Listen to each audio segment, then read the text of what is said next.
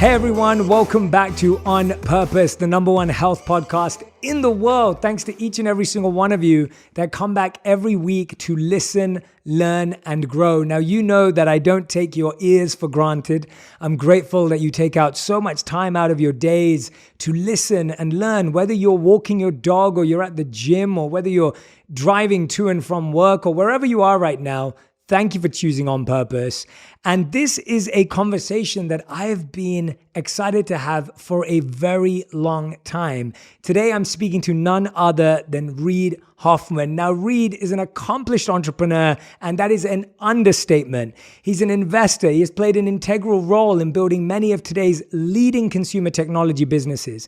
He's, of course, the co-founder of LinkedIn and an investor at Greylock. He's the host of his own podcast, Masters of Scale. So you're going to see a master at work today, an original podcast series, and the first American media program to commit to a 50-50 gender balance for featured guests. He's the co-author of 4 best-selling books, The Startup of You, The Alliance, Blitzscaling, and his newest book, with the same name of his podcast, Masters of Scale, Surprising Truths from the World's Most Successful Entrepreneurs. Reid, welcome to On Purpose, and thank you for being here. It's great to be here. I love your show. I've listened to it, as much as I listen to any podcast, including my own, right, which is every moment I have time for. And if I had a little bit more commutes outside of the pandemic, I think my listening to all of these quality podcasts, most centrally yours, would go up. That's so kind, Reid. I'm humbled and I'm touched, and the feeling is mutual. I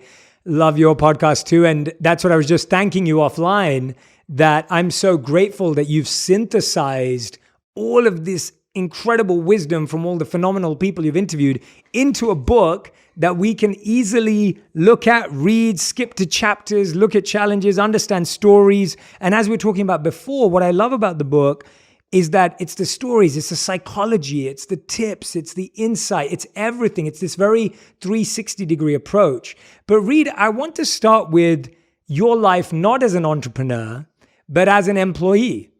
And your first paying job was an editor at a gaming company, and you also wanted to become a professor, which makes me think you were gearing up to be an employee, either of a school or an incredible faculty, and of course you did as a gaming company.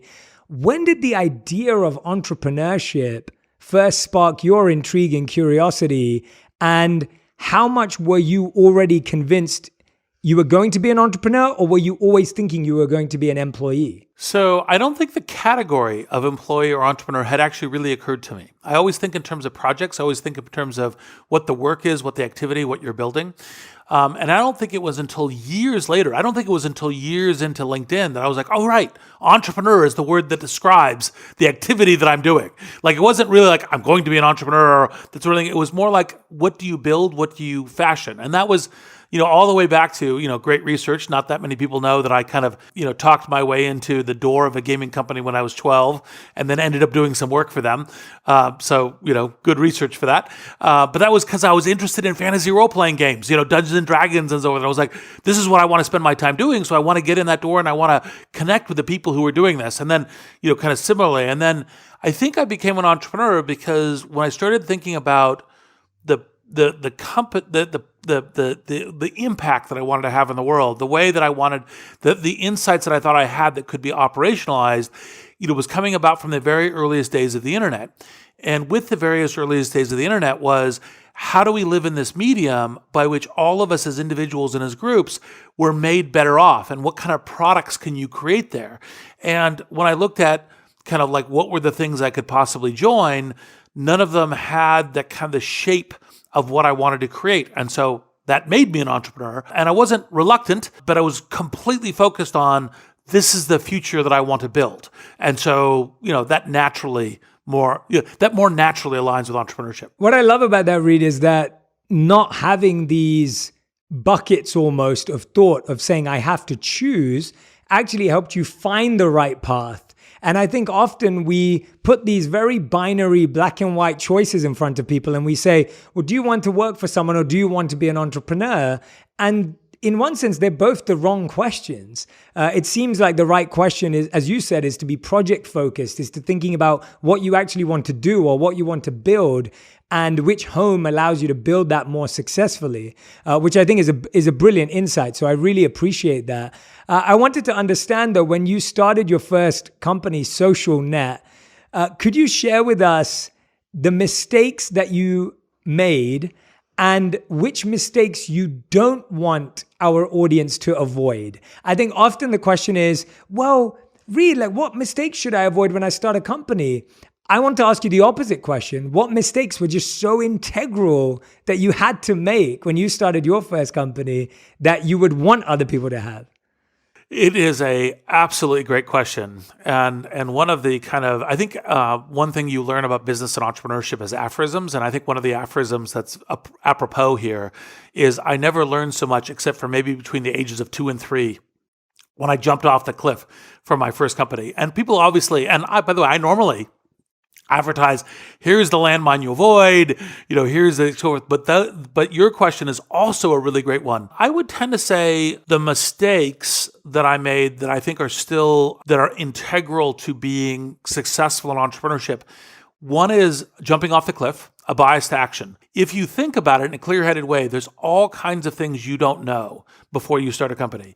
I didn't really know. I could never started a company before, didn't know about financing, didn't know about what your initial hires would be, didn't know how to scope a project for the first product release, didn't know which things were kind of the classic mistakes. Now that I think I could have done a little bit more research on, and probably would have been like my advice to my younger self would be call a few people, and kind of avoid the obvious mistakes so you make the unobvious mistakes. But I think the predisposition to kind of jumping off the cliff and going was, I think, one of the things that was a central, you'd say it's like embodies a whole bunch of mistakes. But you have to make those mistakes and you have to know that you're making them. It's almost like, boy, I know I'm going to get into a bunch of fender scrapes and I'm going to bounce off the side of the highway and that kind of thing. But that's the only path forward. So here we go. And hit the accelerator. Yes, I love that answer. I think that's such a great one because I think you're so right that if you actually think coherently and in an organized way, you wouldn't do what 99% of entrepreneurs have had to do. And that becomes your biggest block because chances are your first swing is not going to be successful anyway, but knowing that and still going away and still trying to do that allows you to get over that hurdle of being very sensible and thinking more responsibly. So I think that's a brilliant answer. I wanted to ask you, because I think lots of entrepreneurs or people who want to be entrepreneurs, and we're going to go through the book through chapters that I found really powerful. But I wanted to start off by saying you called your podcast and the book Masters of Scale. And as soon as I heard that title, when I first started listening to the podcast, I loved it because I always wanted to be able to spread wisdom at scale, but with intimacy and depth. And that was always my fascination of how could you spread something that was for everyone, but speak to one person and really feel like you're connected to one person. What is the difference between scaling and growing a business and how you define what a master of scale is?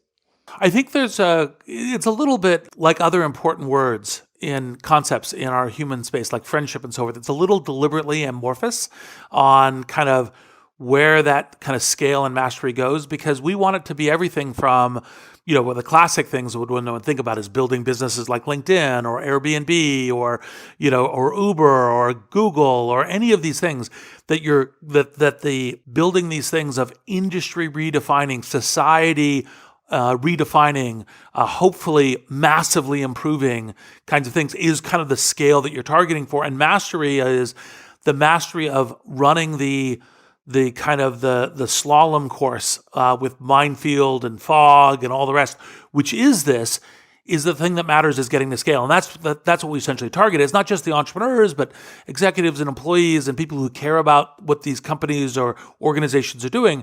But we also hope that the tools will apply in a wide variety of other things. So you could say, well, I think the only way of solving climate change is scale technology, but also the only way of improving human society is scale wisdom.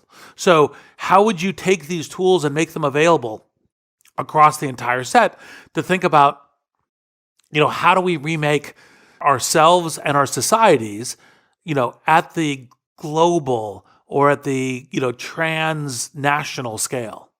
Yes, absolutely. And I love that differentiation, because just like the word entrepreneur, I remember I was speaking to a really good friend of mine who founded ClassPass, Payal Kadakia, and I believe she's been on your show actually. And yes, and I remember speaking to her about that. She was, she's also a very big fan of the show too. And she was talking about her definition of an entrepreneur is someone who tries to solve a problem, right? Not someone who starts a business. And she was saying, you could be selling X or Y or Z on the internet and call it a business and call yourself an entrepreneur. But she was saying that entrepreneurs are really trying to solve a problem. They're addicted and obsessed with that. And I think just like that, as you're defining the difference between growth and scale, that differentiation is important for us as we start to build our journey or careers. Now, in chapter 1, you're talking about getting... Oh, sorry, yes. No, let me just add one thing to Payal's excellent definition, and her episode was great. I recommend it to everyone. She was one of the people I have the delight to meet through doing a podcast. One of the awesome things about us doing these podcasts is a chance to meet other really interesting people. An entrepreneur is a person who's solving a problem, but in particular, she or he is solving a problem where she doesn't yet have either all the resources or the knowledge or all of the tool set in order to do it. So you have to actually, in fact, if you were to say, do I have everything laid out in front of me in order to solve that problem? Unlike, for example, I could say for a piece of woodworking, like I'm going to make, a bed frame. Do I have everything out in front of me? The answer is, as an entrepreneur, you don't, and you may not even yet know how. And that's one of the key things about the entrepreneurial journey. I love that addition as well. Yes, building your bed frame from an IKEA box does not count. It's all laid out for you. I absolutely love that. Chapter 1 in the book, and I always like to give people a little bit of a taste when we're talking about a book, because my genuine hope for everyone who's listening and watching, wherever you are, is that you go and grab a copy of this book. It's going to be my new book that I recommend to each and every single person who comes to me and says, Jay, I have an idea. I don't know what to do with it. I don't know where to start. How do I go about it? This is the book that I'm going to give them. Or even if you say, Jay, I don't have an idea. I'm a bit curious about all of this. All my friends are becoming entrepreneurs. I see it all over the world. How do I do that? This is the book I'm going to be giving to people. So I love to give people a taste. Now, in chapter 1, you talk about getting to know. And accepting rejection and hearing no's can be really draining and really difficult, especially when we've been trained to expect and want a yes. Now you mentioned in the book the contrarian principle, and this is also one of the principles you mentioned in your other book, Blitzscaling. So I wanted you to actually describe that principle to us and talk about how do we get used to hearing no, and what is that no really asking us to do? So the contrarian principle is, in order to achieve something bold, different, of scale, frequently, if it's an idea that lots and lots of people have had, it's much harder to get there, whether as an entrepreneur or an investor. And so you generally want to choose an idea, choose a path, choose a product, a service, whatever, which is contrarian, but right. It's very easy, of course, to be contrarian and wrong, because there are many, there's many foolish things to do in the world. And so you go, well, no, where a lot of people think that might be wrong, but actually, in fact, you have had some insight, or you and your team and your colleagues, your friends have had some insight that you could say, okay, this is how we're going to do it. Now, part of how that gets to dealing with no's is, say, for example, and by the way, generally speaking, it's a good idea. You try to convert crises into opportunities. It's a precise kind of mindset strengthening exercises and balance and poise that you go across, a set of podcasts with On Purpose, which is you don't really say, well, I just want to get a yes. And it's like, well, you're not going to just get a yes, especially if you have something that's bold and original and different, because a bunch of people are going to say, well, I don't get it, right? Like I don't get that people will want to buy flavored water without sugar. I don't get that, there's all of these things that we go into on Masters of Scale that say, actually, in fact, sometimes when you get a bunch of people who say, I don't get it, that's precisely when you have something that's gold. Now, so the question is, well, how do you deal with the psychology of it? And the answer is, well, approach no's not as a rejection of you, rejection of your idea, rejection. It is obviously a form of rejection, but where you might be able to learn something from it, where you might be able to understand something about the way the world's working. So if actually, in fact, it's a certain kind of no where people say, well, no, everyone knows that that selling flavored water without sugar, because everyone wants sugared water, won't work. And you're like, aha, maybe I have something. Well, everybody knows that no stranger is going to rent a room or an apartment to another stranger. Aha, I may have something. And so you can bring those no's in. And then part of the categorization that we do within that first chapter, because that's part of the reason why you open the book with this, is to give you a sense of, well, which ways should you be responding to different kinds of no's? Because sometimes it's a no and a thoughtful one from an expert that you should dig into understand some of why they think that. Sometimes it's a no that's it's a stereotype and just a reflection, and so then you understand that it's a stereotype. Sometimes it's because the person's not engaging, in which case you should waste no more time with this person. And so that's the kind of thing of treating it as a learning journey, which of course is fundamental to life and of course to entrepreneurship, is the way to reorient the mindset in order to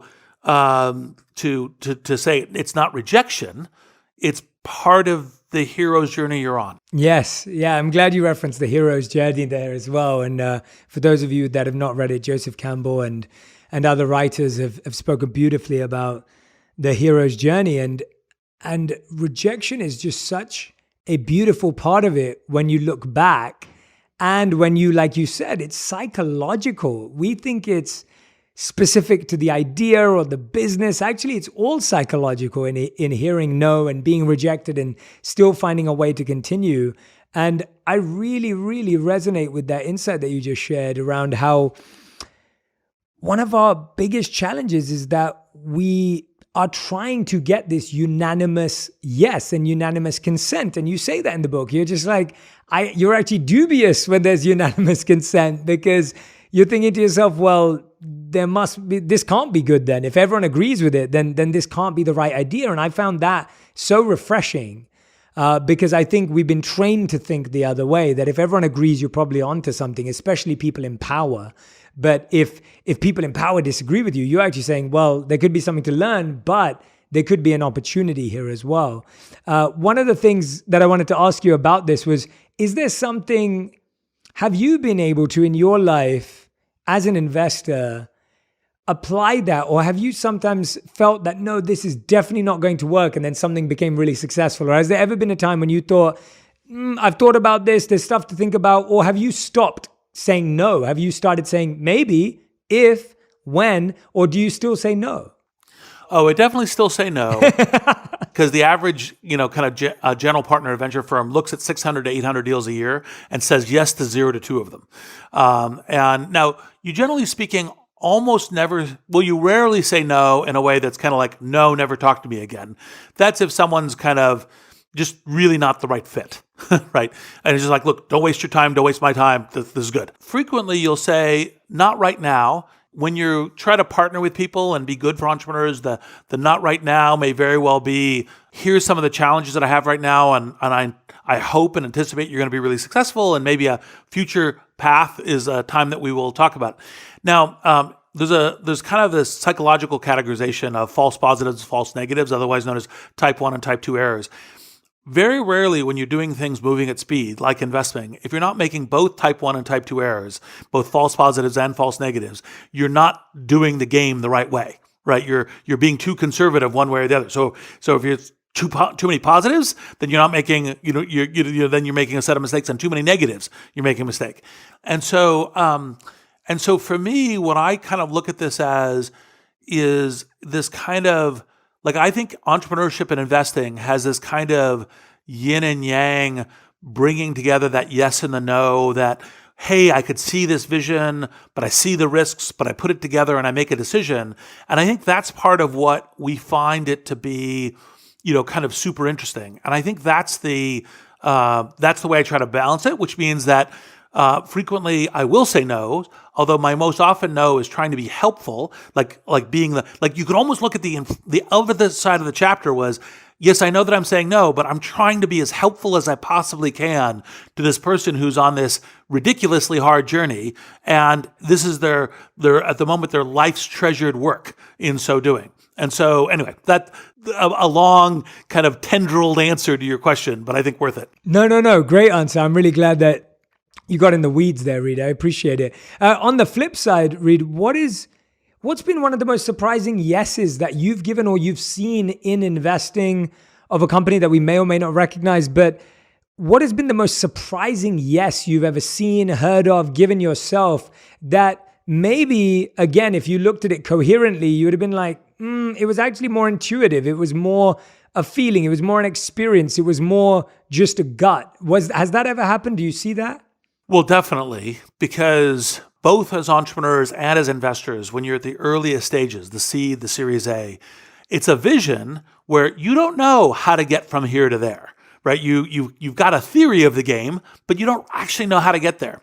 And so frequently every yes involves a leap of faith, involves look, I think this entrepreneur, she or he, this team, this idea, this time, this technology, yeah, I think they could get there. And so every yes has a little bit of that characteristic at these very early stage kind of judgments.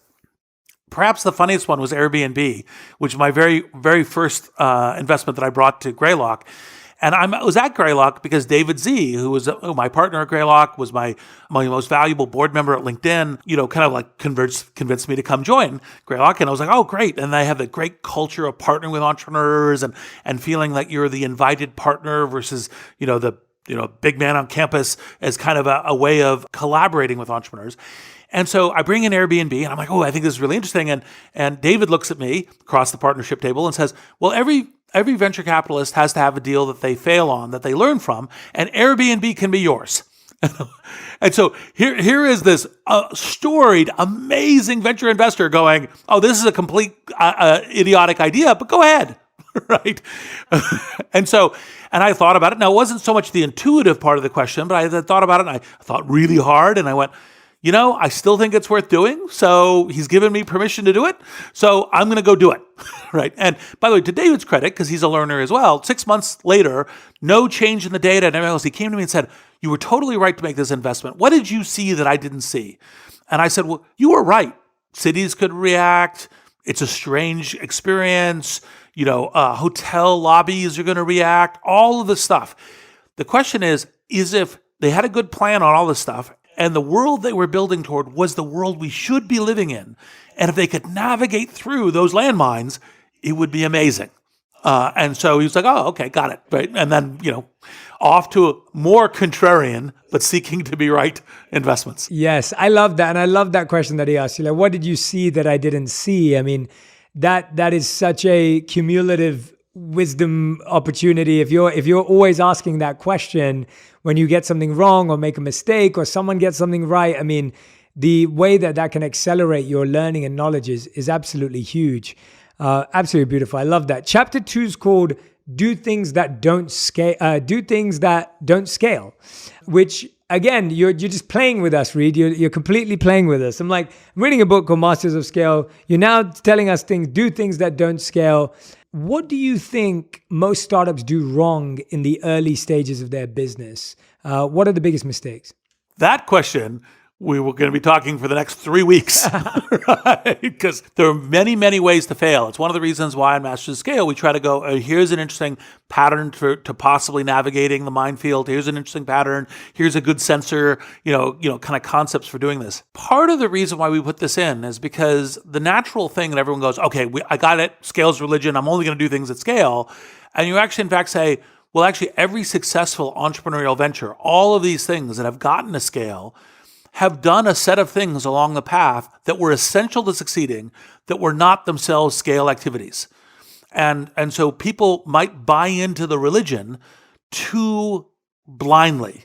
And you actually say, look, I know that I only succeed when I really get to this scale, whether it's the business or climate change or wisdom.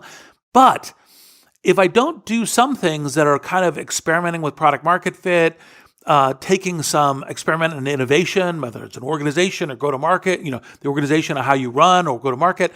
If I'm not doing some of that, I may miss that critical path that unlocks the journey to magic at scale, the journey to how this really works in transforming the world and society we're living in. And so there's a whole set of different kinds of techniques where you go, well, that won't scale, so we're never going to do it. It's like, well, look, if you think it's really important, experiment with it, see what's doable, and then you go, wow, it's really important. Okay, so what version of this might I be able to scale? And that's essentially the through line through the chapter, which of course opens with, Brian Chesky and Airbnb again. Yes, absolutely. Yeah, no, I think that again is a really significant note, because it's so easy to just get lost in the numbers. And I really feel that it's even with the work I do, I found that ultimately, can you help one person have an incredible experience? And when you can do that for one person, you get trusted to do it with 10, and then 1,000, and then 100,000, and then 1,000,000 and 1,000,000,000, whatever it may be. It's the idea of I really feel like being able to give one person a unique experience, and you just learn so much about that. And you learn I know that any founders that I know, they say, they spend all their time looking at customer service in the beginning to try and figure out what part of the journey were people not truly feeling was working or was flowing for them. There's such a attention to detail there, which is often ignored when it's like, oh, we've got this many sales already. Could you give any examples? And again, you don't need to name names, Reid, of any companies that actually started off right, but maybe didn't apply some of this wisdom, and you saw them fall off. And again, I'm not trying to point fingers or name names. I'm trying to understand more that. Have you seen that where it looks like everything's going great, but then there's something that isn't external but internal that breaks down? Well, there's a number. And to some degree, any of the ones that were super hot once upon a time and then went away, Webvan, or kind of All Advantage, or an early search engines, Excite, or kind of Excited Home. There's all of these things that said, look, something broke along that path to scale. There's also ones that also failed to get to scale. There are those patterns as well. And so it's a whole set of things where, part of the journey of scaling is the problem changes. Like we opened with a discussion of entrepreneurs or problem solvers. Too often, one of the things that happens when you're problem solvers is, oh, I solved this version of the problem, and so I've got the tool, that's the hammer, I'm going to keep doing it. And the scale journeys involve, and that's why we have another chapter, Learn to Unlearn, is changing the tool setup, and the path that got you here is not necessarily the path that will get you there. And so sometimes you have to say, well, that really helped us launch our product, but the scale model is actually, in fact, doing deep embedded into SEO in Google, or the scale model is moving to telesales and an enterprise model to bring to my product. For example, one of the things that was not anticipated at LinkedIn is we thought for the first X years it would all be individuals only, and we thought individuals would expense their recruiting or their sales or their problem solving to the company. But we found that the companies started knocking at our door almost before we'd launched our subscription product, going, well, we want an enterprise product. It was like, oh, and by the way, this is kind of classic entrepreneurship. Is we went, okay, so we listened. We said, well, that's different than our plan. How do we measure this? How do we have a bias to speed, action, and learning? And we said, okay, well, let's create a PowerPoint deck that describes a product, by the way, at this moment is totally fictional. We literally sat around for a weekend and said, the product could look like this. So let's mock it up, create a PowerPoint deck, and then go out and say, well, this is the product we're working on. What do you think about it? Would you buy it? Right? And the first salespeople were very entrepreneurial. They're not the same as the scale success salespeople that LinkedIn has now. But those where they came back and they said, well, we got some weird feedback on this one. We should change that. But this is the product we think that a bunch of people will initially buy. And so then we went and built it. Wow. And that's kind of classic for these kind of entrepreneurial journeys. Yeah, I love that. It's always, I find that in all successful entrepreneurial journeys, you see this pivot, you see this moment where you're now creating something that wasn't the plan, it wasn't the business model, it wasn't the way you thought you were going to get to success or scale or speed. Rarely comes from something internally as well, right? It comes from how the customer's using it, playing with it, who's asking the right questions. In chapter 3, Reid, you talk about the big idea. What is the big idea? And I feel like, and I'm asking this question, you probably get this question all the time. I think it's important to ask it because I do think this is the majority of people that I connect to, that I meet, that I hear when I'm recording the podcast, is I think I have an idea, but I'm too scared to take action on it or take it seriously because the whole journey seems overwhelming. Do I have to fundraise or not? Do I have the skills or not? Are there too many competitors that are doing the same thing? Is my idea even original? I saw 10 companies like this fail last year. These are the things that go through our head. And then the most basic one, what will my friends say when this doesn't work out, right? Like what will my parents think of me that I left my college education to do this, or I quit law to do this? These are the kind of things we're hearing all the time. What do you say to people when they say that to you, or when you see that, or when you hear that? And I get that that's a big, broad question, but how do you try and help people narrow it down? It's a very complicated question because it comes a lot down to the individual and the individual's goals, purposes, strategy, risk tolerance, what kind of activity they want. And so you have to always condition it based on it. Now, a few general principles, which again apply very differently depending on kind of who you are, is, and what circumstances you're in. How much risk can you take? Entrepreneurship always involves risk. Even if you think you've de-risked the idea a lot, there's always a lot of unknown unknowns, and part of entrepreneurship, you have to deal with the unknown unknowns in order to do this. I think there's a question around you don't do an entrepreneurial idea unless you can think of yourself doing it for the next 10 years.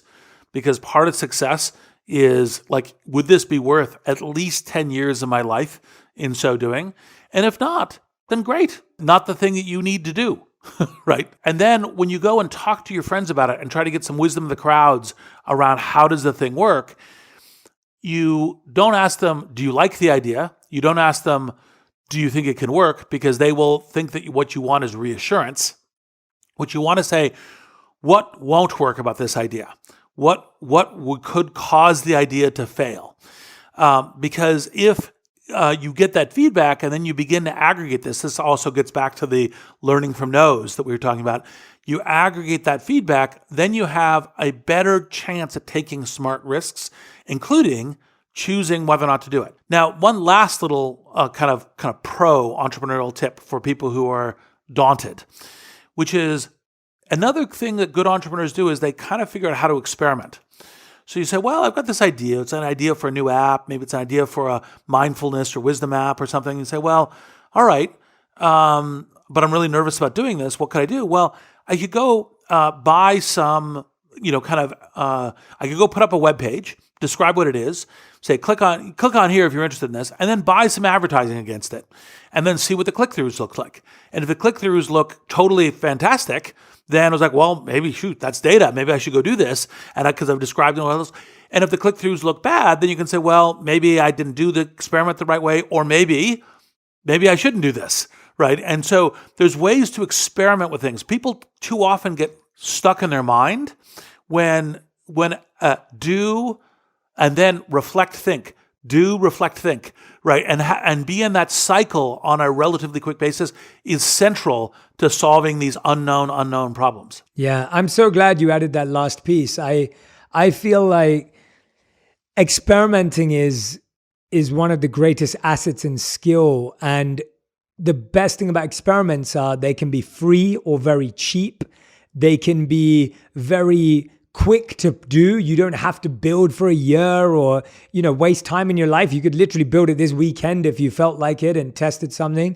And you get immediate feedback and response from people that are not connected to your family or your friends, or people that you feel, oh, well, they're saying it because they're connected, or they don't like it because I'm their friend and they know me and they want me to stay safe. And so I couldn't agree with you more that I remember when I first was starting what I was doing, I think experimenting even today has always been my favorite way of realizing whether I should do something or not. And I love it because anyone who's sitting there going, it costs too much, experimenting is free or cheap. Please remember that. It takes too long. No, it doesn't. This could literally happen this weekend. And, it's, well, who's going to use it anyway? You have no idea. That's the fun of it. And so I'm so happy you really emphasized that point at the end there, because there's no better way to see whether your idea actually has legs. And Oh, yes, please, Reid, go ahead. Yeah, let me add one thing to this, which is people always think experiment is out in the world. Sometimes the experiment's with yourself too. How does this make you feel? Do you feel stressed by it? Do you feel energized by it? That experimentation is also good. We have this presumption because we're in our own heads that we're the best experts of ourselves. And the answer is, of course, we have a depth of experience and all the rest. But actually, in fact, we have blind spots to ourselves. We have unknowns about ourselves. And experimenting is useful there too. Yes, for sure. I think that deep check-in with ourselves is potentially why, when we ignore that, it's why we're seeking approval and validation from outside, because we've not really sense-checked the idea, the experience with ourselves. And I've often found the other way around, that I've been so sure about my decisions and pretty much everyone in the room is saying no, but I'm still going to do it because I feel so sure. And I've always felt that internal surety and assurance and confidence has actually made me feel stronger than even when everyone else agrees. And it wasn't for the same reason as you said earlier. For me, when I'm in a room when everyone agrees, it feels uncomfortable if I am not sure. And I think often we're trying to make other people's assurances make up for our lack of assurance, but that actually never works and it never feels right. Whereas it's the other way around. Your assurance can make up for everyone's lack of assurance and push the idea through. I see you nodding and laughing, so I feel like, okay, I'm understanding. I'm getting this right. Chapter 4, Reid, was the one that I am most in love with. And it's because it's where I am at in my journey in terms of culture for my company, culture for my teams. You know, we've been fast growing for the last few years across my different ventures and different organizations. We have probably around 50 people now. It's not always people that I meet and see all the time. There's people working internationally. There's people working across time zones and in different areas of our company where I have chief operating officers and other individuals who manage them more on a day-to-day basis. And as someone who is also quote unquote, using industry language, not seeing myself this way, talent and CEO, it's an interesting position to be in. And it's something that I realized that I spent a lot of years trying to choose and figure out which one. And I only just feel this year I've kind of figured out how I want to balance the two. And so when your chapter 4 is dedicated to what you call the never-ending project, which is culture. And I believe I'm on a culture 2.0 for my work and what I'm trying to create. And you talk a lot about how your first employees in the company are important. And you say if your company is dominated by one type of person, your collective blind spots will add up to tunnel vision, and which I thought was fascinating. But the part of culture that I find most interesting is being able to sustain, continually inspire, and create a culture that people also want to be a part of. Now, recruitment, retention, and reward are all part of that puzzle. Let's go through each of them. Let's start with recruitment. What has been your favorite way of knowing you've made a good hire? What has been your favorite method, approach, tactic to hiring that has deeply helped, or one that you've seen through the podcast that you've been blown away by? So I think one of the really key things to do well is to not make hiring a solo journey for you as founder or CEO or for any manager or executive, but to rather make both the hiring decisioning at least moderately a group journey, not just because of buy-in in the group and all the rest, but even if you're like, look, I'm hiring a new VP of people, it's the beginning of an organization, but you're like, and that will report to the CEO, but I wouldn't just do it as only the CEO. So that's one part in the hiring. But then the next part gets really critical, which is make other people, make a group responsible for the onboarding. So that part of how a person comes up to speed quickly on the culture, begins to add to it, is not just the discussions that you have during the interviewing and reference checking and other kinds of things in the process, but also during the initial parts of the work. Because if you have that, then you have the whole, a proxy of the organization reaching out and helping with that onboarding. And then that gets to the detail of your question, because how do you know that you've made a magnificent hire is when, call it the 3 people or 5 people that you've made jointly responsible for the onboarding, all come back and say, oh, this new person, she's great. Oh, this new person, he's really interesting and he's, doing well. And so, because then you can say, I've got a lot of different touch points. And by the way, of course, one of the things is if you get 3 of them or 2 of them saying, hey, great, and the other 2 going, I don't know, you go, okay, well, what's the I don't know? Do I need to make an adjustment? That's not necessarily an adjustment of the person should be with the organization, but you want to do all of the stuff early, right? Because you usually, when you have this magnificent partnering between new employees and the organization they're working, it starts on a very strong foot. It's rare that it starts on a weak foot and then converts. So you want as much of that initial strength as possible, and you need the organization to kind of collectively work at it. And then, by the way, ultimately make a decision. Because if you're 60 days in and you're like, this is a mistake, then you want to fix the mistake as quickly, but also as humanly as possible. Yes. Yeah, I really appreciate that advice. I think that's the mistake I made first time round. The whole recruitment approach was one person led. It was very, very difficult to figure it out. And you're so right that as soon as we switch to a more group-based system, that in effect, and it's hard in the beginning because sometimes there isn't that big a group. In the beginning, it is just you. And so you're kind of relying on yourself. But I like the idea of including people, even if they're not full-time, even if they're people that work with you freelance or part-time that you trust and love. You may even have someone involved that you value in your personal life as part of the interview process. I think that we think of that as weird or awkward, but it's not at all, because there may be someone in your personal life who you believe really understands you and knows you that could help with that process. So I think that's such a great way of thinking about it and such a simple way of solving the problem. Let's move on to retention. Keeping that culture, growing that culture, preserving it, expanding it. What are certain cultural principles? Every company has their own culture and everyone has their own deck and everyone puts their own words on the wall.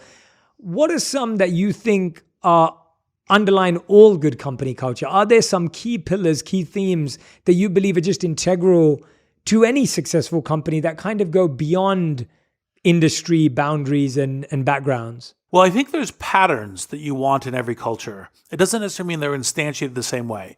So it's kind of the question of, like, what does excellence look like here? We always search excellence, but what is excellence for us?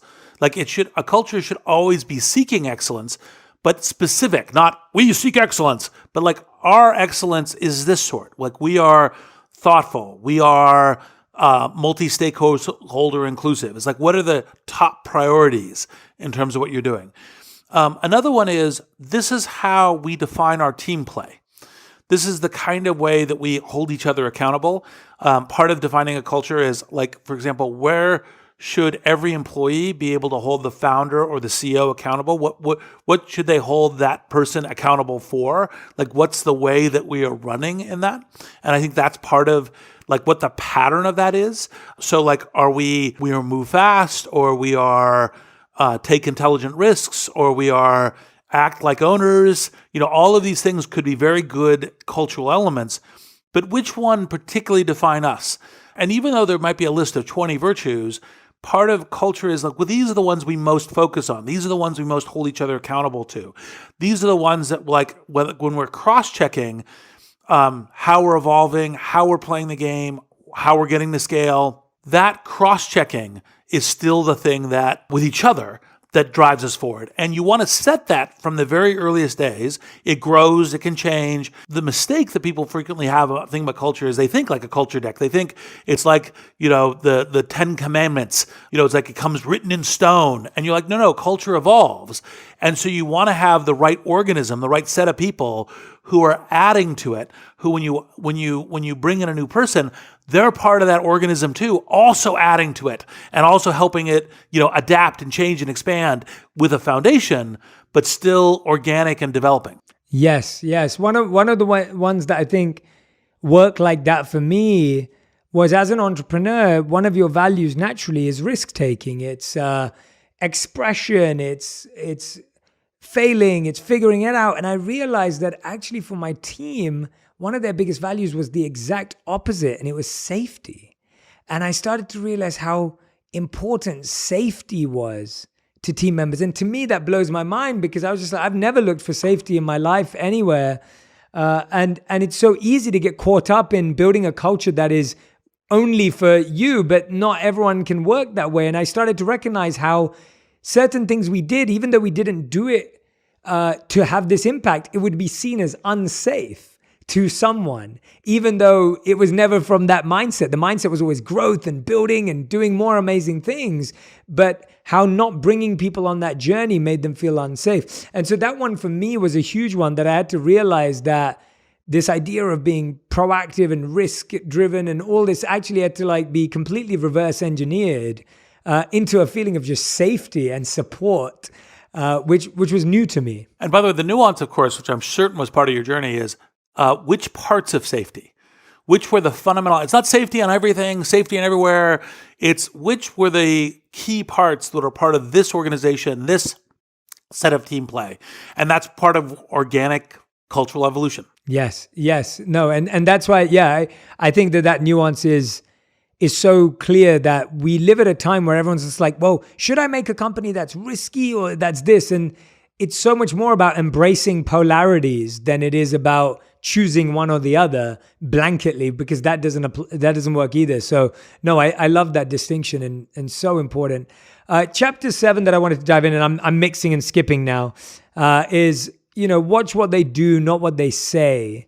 And in terms of looking at the customer, and I find that this is something that some people have an innate ability to spot patterns and notice how people are interacting. And sometimes I feel like my mind works like an algorithm and I feel like my mind's like just connecting dots and stuff. But at the same time, what are some of the most practical ways you've seen companies really listen, learn, and watch their customers or people before they become customers? What have been some of the most masterful ways that companies have actually systematized that? Well, there's a whole set, and it goes from obviously consumer internet, which tends to be the software telemetry in terms of what's going on, to even physical hardware. Like, for example, watching on, like, one of the earliest things that's taught in design school from decades ago was watch the unboxing experience. Because while people, you might say, what did you most love? What did you most hate? The person may not realize that the thing that caused them to start on the wrong foot was, like, for example, a weird unboxing experience.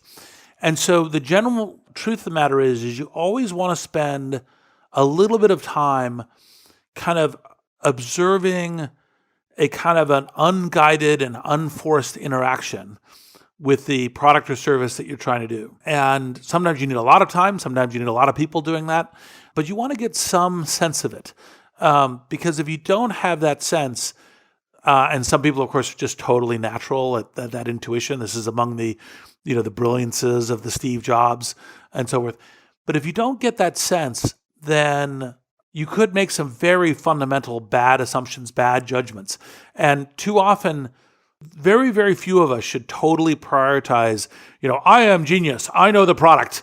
It's always like, be learning from other people, be learning from watching. And, like, for example, one of the things that I think people underappreciate in the kind of the Steve Jobs canon is how much that every time he kind of found an interesting new product, even one that he thought was completely bonkers, he would invite the founder by for lunch or for breakfast or for coffee and talk to them, because a way of learning is a way of doing that. And I think that is a similar kind of tactile nature of that. And so I think that's the thing is to try to get some observation and some engagement there is, I think, critical for every entrepreneur. Wow. And that's the side of Steve Jobs that's often not talked about or not often shared. And it's really fascinating. For me, Steve Jobs has been such a inspiration in so many ways by studying his life and studying decisions, choices, his spiritual background. There is such a fascinating individual. And I think, again, when we look at entrepreneurs and when we study entrepreneurs, it's so important to not start putting them in boxes and then trying to choose which personality type we are, because people are so much more complex and multi-layered and textured. Like, each interesting entrepreneurial journey is somewhat sui generis. So while there are archetypes that you should pay attention to, whether it's Jungian or anything else, the notion of what you're doing is you're creating something new. And by the way, that you don't want to invent everything across the whole spectrum. You want to focus a set of new things, usually the product or service, sometimes in the way you go to market, sometimes in the way you organize. But one mistake that's kind of entertaining that entrepreneurs make is they invent new on everything. And actually, in fact, it is sui generis, it is unique, and then a specific subset of inventions are what's key. I love that. That's such a interesting and new way of thinking about it as well, that I don't think that, we've all fully considered. Reid, we've got a few more moments left with you. I've got a ton more questions for you, but I'm gonna narrow some of them down. I wanted to ask you, before we dive into what we call the final 5 on Purpose, which is our fast 5, I wanted to ask you, we were speaking earlier before we came live, and we were talking about purpose, and you were talking about how Masters of Scale is like philanthropic, it's service-based, it's extension, right? How important, at what point is purpose important? Is it important from the beginning? Does it usually evolve later for entrepreneurs? Where does it fit into the puzzle of joy, happiness, success? And where have you seen it been most beautifully incorporated? Frequently, entrepreneurs can make a mistake here because they go, look, there's this market opportunity, this technology enables this. I see this competitive space opening up. I see that I could now do this with this new technology. I could offer this product that's now based on the cloud or based on AI or based on mobile. And that's all by the way, very important. It's super relevant to the success of the entrepreneurial journey. But these entrepreneurial journeys, they're team sports. They're not individual sports. And as part of a team sport, and part of the reason why, like whenever you look at any team organization, sports teams, military teams, other things, is that esprit de corps, that we're in this together, and that it matters that we're in this, and that we have pride that we're in this, pride with each other, pride with our families, pride with the society. And that is all part of having a purpose, part of having a mission. And so defining that, like what is the world that we are seeking to make better? And by the way, it doesn't have, like, obviously the people trying to cure cancer is super important, but there's lots of aspects to making society better. This is how we are doing that. This is why the thing that we're adding in is so important. And so I think that that's important from the very earliest seedling of the idea within all of these projects, but especially the entrepreneurial, where you're trying to build these institutions that help transform society at scale. And so I think it's one of the things to start with on day 0. That's brilliant. I love hearing that. That's music to my ears, of course, and the On Purpose community, because I really believe that it's always there from the birth of the idea, and the purpose is what keeps you going. It keeps you persevering. It keeps you through all those crazy late nights and early mornings and lack of sleep and the breakdown. Like, the only thing that keeps you going is your purpose, whatever that may be. So I love hearing that. Now, Reid, I want to ask you the final 5. These are the fast 5 where you have to answer the questions in 1 word or 1 sentence maximum. So you have 1 sentence. Please feel free to play with that. Reid, these are your fast 5. Are you ready? I hope so. Awesome. I love it. So the first question I have for you is, what is the best entrepreneurship advice you've ever received? Make decisions quickly and recover when you need to. Nice. Okay, great answer. What is the worst entrepreneurship advice you've ever received or given? Persevere against all odds. Oh, and the answer is because you need to learn, right? So it isn't only perseverance, it's also adaptation. Yes, absolutely. Pivoting, learning, adapting, regenerating completely, if that's what it takes. Okay, third question.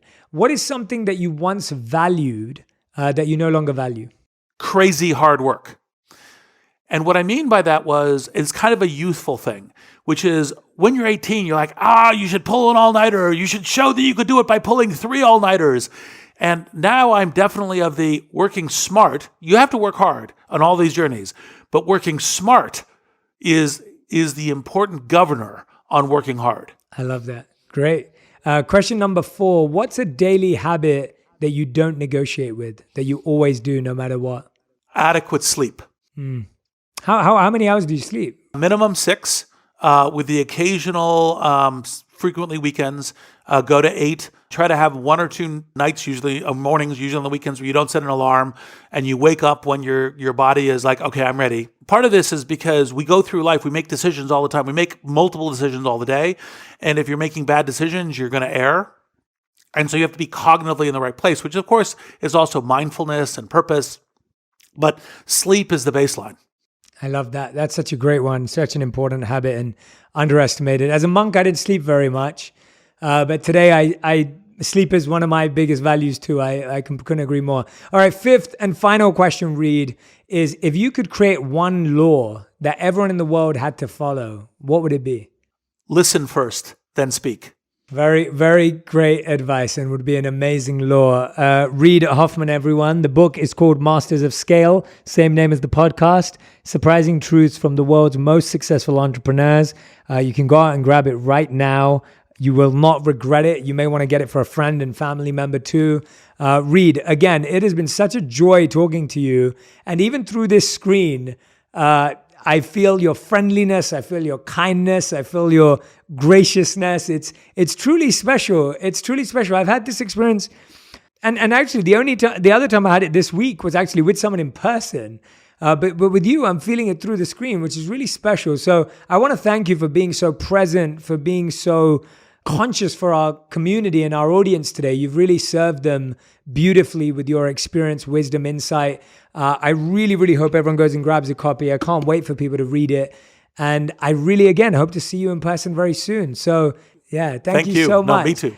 If any of you have been listening or watching, make sure that you tweet, Instagram, tag me and Reid, because we'd love to see what are the nuggets of wisdom that you're going to apply. What's the thing that you're practicing, experimenting with, exploring? I love being able to see what you're taking away from these episodes because they help me understand which questions to ask, what to improve, what to make better. So please, please, please tag me and Reid. And again,